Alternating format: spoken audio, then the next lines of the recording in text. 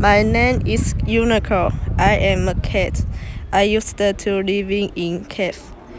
One day, a tiger came and became my owner.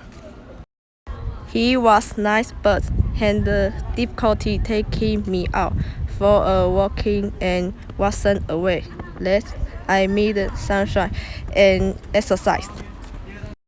One night I decided to run away from the cats. I felt so excited and curious.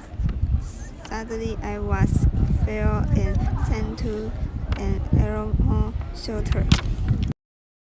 I nodded off because I was too exhausted.